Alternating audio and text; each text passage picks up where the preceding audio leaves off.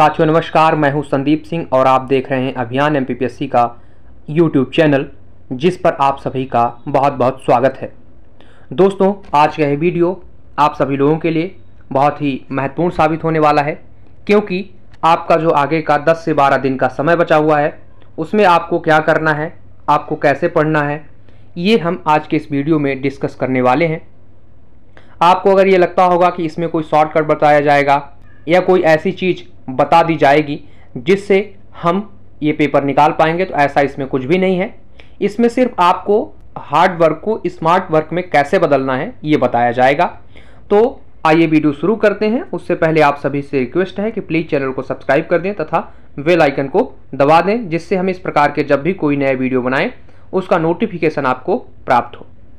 तो सबसे पहला जो हमें काम करना है आपको इन 10 दिनों में, मैं मानता हूं कि आपने पूरा सिलेबस 3 बार पढ़ लिया होगा और आपको पूरा याद भी होगा, लेकिन इन 10 दिनों में हमें उनको रिवाइज कैसे करना है, हमें उसको जो है तो पेपर के हिसाब से, एमपीपीएससी के पैटर्न के हिसाब से किस तरीके से पढ़ना है, उसके लिए आपको क्या करना पड़ेगा, identify weak and strong unit. आपको यहाँ पर ये ध्यान देना है कि हमारा जो सिलेबस है उसमें हमारा कौन सी यूनिट ऐसी है जो हमारी वीक है और कौन सी यूनिट ऐसी है जो हमारी क्या है, स्ट्रॉन्ग है आपकी। इस चीज़ को यहाँ पर आपको पहचानना पड़ेगा। तो जो यूनिट आपकी क्या हो, वीक हो, यानी कि अभी वो उसमें आप कमज़ोर हो, उसको आप फिर से बेहतर तरीके से पढ़ें और उसके ज़्यादा से ज़्यादा आप एमसीक्यू सॉल्व करें। और जो टॉपिक आपका स्ट्रॉन्ग हो उसको आप चाहे तो ना पढ़ें। और ऐसे में ये होगा कि आपके जो टॉपिक अभी बेहतर तैयार नहीं है वो इन 10 दिनों में आप तैयार कर सकते हैं और 80 से अधिक प्रश्नों को सही कर सकते हैं, जो कि आपके प्री निकालने के लिए बहुत ही महत्वपूर्ण है। तो मैं उम्मीद करता हूं कि ये बात आपको समझ में आ गई होगी कि आपको आइडेंटिफाई करने हैं अपने वीक और स्ट्रॉन्ग यूनिट्स। इसके बाद अगला आपको क्या काम करना है, अब आप अगर यूनिट आइडेंटिफाई कर चुके हैं तो आपको दूसरी चीज़ आइडेंटिफाई करनी है, इम्पोर्टेंट टॉपिक्स। अब इम्पोर्टेंट टॉपिक्स कैसे आइडेंटिफाई करेंगे आप, तो मैं ये मान करके चलता हूं कि आपने PYQs सॉल्व किए होंगे प्रीवियस ईयर के। तो आपने पिछले अगर 5 साल के PYQ सॉल्व किए होंगे जो एमपीपीएससी के पेपर में प्रश्न आए हैं, तो आपको ये समझ में आया होगा कि एमपीपीएससी का पैटर्न कैसा है। ठीक, तो आपने ये तो ध्यान से देखा होगा कि बहुत सारे ऐसे टॉपिक्स हैं जिनसे हर बार आपके पेपर में प्रश्न आते हैं।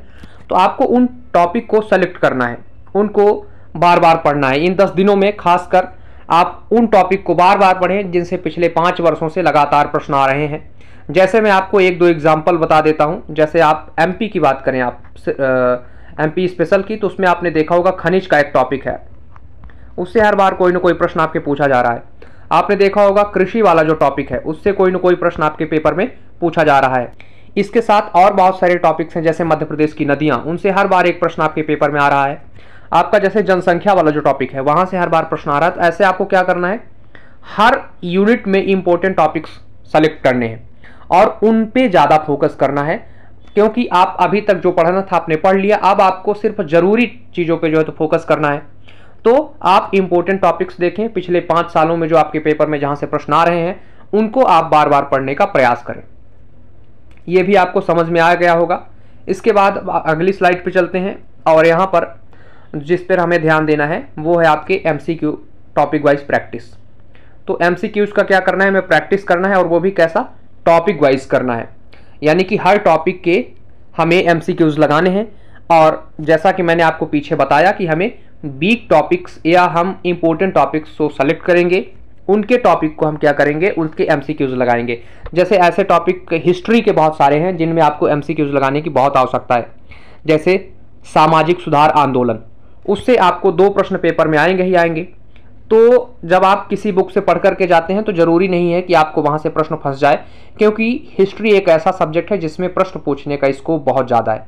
तो उसमें आपका क्या चीज़ मदद करेगा, तो उसमें आपका MCQ मदद करेगा। अगर आप MCQ सॉल्व करते हैं तो आपसे जो है तो ज़्यादा से ज़्यादा प्रश्न आपके बन जाएंगे। इसी तरीके से आप जियोग्राफी में देखेंगे, नदियों से संबंधित हो, खनिज से संबंधित हो, या फिर एग्रीकल्चर हो, कृषि हो, इन सभी से आपको क्या करना है, एमसीक्यू लगाने हैं। तो सभी टॉपिक्स के क्या करने हैं, टॉपिक वाइज आपको एमसीक्यू लगाने हैं, क्योंकि एमसीक्यूज जो है कई बार अगर आप ज़्यादातर प्रैक्टिस करें एमसीक्यू का, तो आपको उसी तरह का प्रश्न जो है तो पेपर में रखा हुआ मिल जाता है।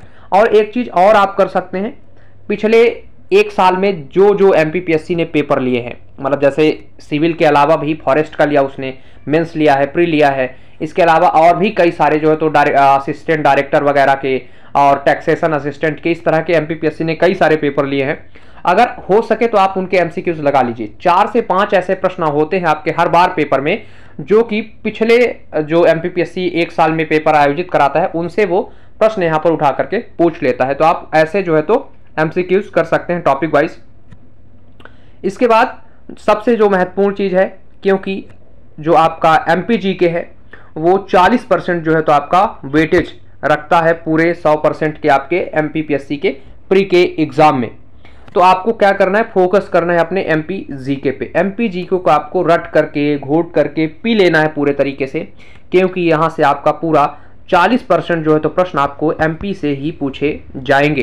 तो आपको एमपीजीके पे खासकर बहुत ही ध्यान देने की आवश्यकता है। इनके हर वो टॉपिक्स आप पढ़ें जिनसे बार बार प्रश्न आ रहे हैं। जैसा कि मैंने शुरुआत में बताया भी, आपको टॉपिक के नाम बताए थे। तो आपको क्या करना है, इन टॉपिक को बार बार पढ़ना है जिससे आपके पेपर में प्रश्न आ रहे हैं। क्योंकि यहाँ अगर आप एमपीजीके आपसे अच्छे से नहीं बना तो आप ये मान करके चलिए कि आप पेपर से बाहर हो जाएंगे, और वो भी एमपीजीके के सरल प्रश्न अगर आपसे नहीं बने तो आप रेस से बाहर माने जाएंगे। तो आपको एमपीजीके बहुत अच्छे तरीके से पढ़ना है, और कम से कम इसको पेपर से पहले तो 3-4 बार पढ़ लेना चाहिए। और अभी 10 दिन का समय है, आप 3 दिन में मध्य प्रदेश को जो है तो परीक्षा धाम से बेहतर तरीके से कंप्लीट कर सकते हैं। तो आप एमपीजीके को बार बार पढ़ें। तो इस तरीके से हमने यहाँ पर जो है तो 3-4 महत्वपूर्ण चीज़ें देखी, जो कि आपको अगले 10 दिनों में करने की आवश्यकता है। अगर आप इस तरीके से पढ़ते हैं तो आप ये मान करके चलिए कि आप जो है तो 80 से अधिक प्रश्न एमपीपीएससी में प्री के एग्जाम में सही कर पाएंगे। एक चीज़ और आप कर सकते हैं, आप 100 इंपॉर्टेंट टॉपिक सेलेक्ट कर लीजिए।